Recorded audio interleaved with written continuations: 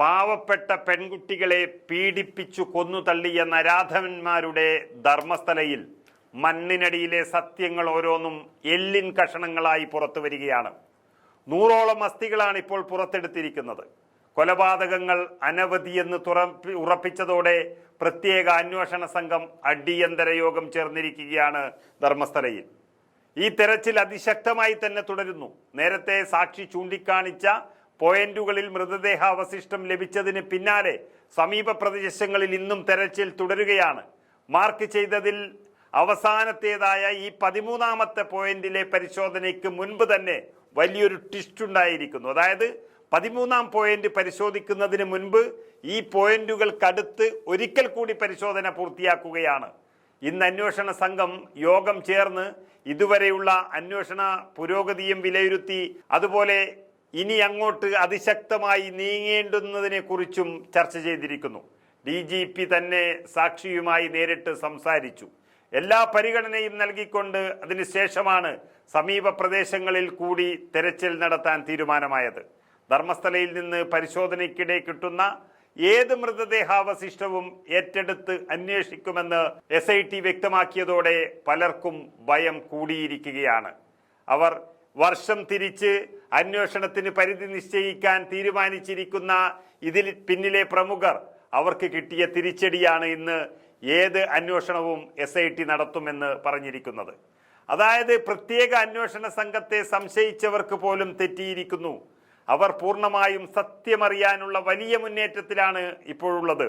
ഇതുവരെ 2 സ്പോട്ടുകളിൽ നിന്നായി ആകെ 100ഓളം അസ്ഥിഭാഗങ്ങൾ കിട്ടിയിട്ടുണ്ട് എന്ന് അവർ തന്നെ സമ്മതിച്ചിരിക്കുകയാണ്. മിനിഞ്ഞാന്ന് മൃതദേഹാവശിഷ്ടം ലഭിച്ച പുതിയ സ്പോട്ടിനെ 11A എന്ന് വിളിക്കാനും ഈ വനമേഖലയിൽ കൂടുതൽ പരിശോധന നടത്താനും SIT തീരുമാനിച്ചിരിക്കുകയാണ്. ധർമ്മസ്ഥലയിൽ നിന്ന് കഴിഞ്ഞ ദിവസം കിട്ടിയ അസ്ഥികളിൽ ടിഷ്യൂ ഭാഗവും ഉണ്ടായിരുന്നു. മൃതദേഹം കുഴിച്ചിട്ട നിലയിലുമായിരുന്നില്ല. അതായത് നിലത്ത് ചിതറിക്കിടക്കുന്ന നിലയിലായിരുന്നു അസ്ഥിഭാഗങ്ങൾ ഉണ്ടായിരുന്നത്. അടുത്ത് ഒരു മുണ്ടും മരത്തിൽ കെട്ടിത്തൂങ്ങിയ പോലെ സാരിയും കുടുക്കിട്ട് നിർത്തിയതും കാണാമായിരുന്നു. അസ്ഥിയുടെ ടിഷ്യൂവും മറ്റു ഭാഗങ്ങളും ഉപയോഗിച്ച് ഫോറൻസിക് പരിശോധനയിൽ പഴക്കം നിർണയിക്കും. ഈ കേസടക്കം ഇപ്പോൾ SIT ആണ് അന്വേഷിക്കുന്നത്. ഏതായാലും സ്പോട്ട് നമ്പർ 6 നിന്നും അതുപോലെ കഴിഞ്ഞ ദിവസം സാക്ഷി ചൂണ്ടിക്കാണിക്കാത്ത പുതിയ സ്പോട്ടിൽ നിന്നുമായി ആകെ കിട്ടിയത് 100ഓളം അസ്ഥിഭാഗങ്ങളാണ്.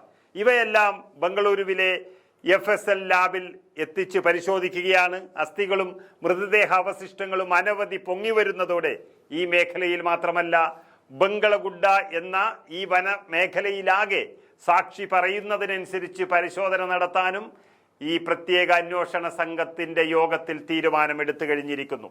മാത്രമല്ല ഇതിനിടെ ധർമ്മസ്ഥലയിൽ 2002 ഏകദേശം 2003 ഇടയിൽ 15 വയസ്സ് മാത്രം പ്രായമുള്ള ഒരു പെൺകുട്ടിയുടെ മൃതദേഹം ഒരു പരിശോധനയും കേസുമില്ലാതെ മറവ് ചെയ്യുന്നത് താൻ കണ്ടിട്ടുണ്ട് എന്ന് മറ്റൊരു സാക്ഷി കൂടി വെളിപ്പെടുത്തി കഴിഞ്ഞിരിക്കുന്നു. ഇതിന് പോലീസും കൂട്ടുനിന്നുവെന്നും വെളിപ്പെടുത്തലിൽ പറയുന്നു. ഇതെല്ലാം ധർമ്മസ്ഥലയിലെ പ്രമുഖർക്ക് വേണ്ടിയാണ് ചെയ്തിരിക്കുന്നത്. എല്ലാവരും വരും ദിവസങ്ങളിൽ കുടുങ്ങാൻ പോകുന്നു എന്നുള്ളതിൻ്റെ സൂചന ലഭിച്ചിരിക്കുകയാണ്. കാരണം ഓരോ അസ്ഥികളും അതിൻ്റെ തെളിവുകളും ലഭിച്ചുകൊണ്ടിരിക്കുമ്പോൾ അന്വേഷണ സംഘത്തിന് ലഭിക്കുന്ന ചില സൂചനകൾ പ്രകാരം പല പ്രമുഖരെയും അവർ നിരീക്ഷിക്കാൻ തുടങ്ങിയിരിക്കുകയാണ്. പ്രത്യേക യോഗം അടിയന്തരമായി ചേർന്നതോടെ കൊലപാതക പരമ്പരകളുടെ അന്വേഷണത്തിന് വേഗത കൂടിയെന്ന് തന്നെയാണ് വ്യക്തമാകുന്നത്.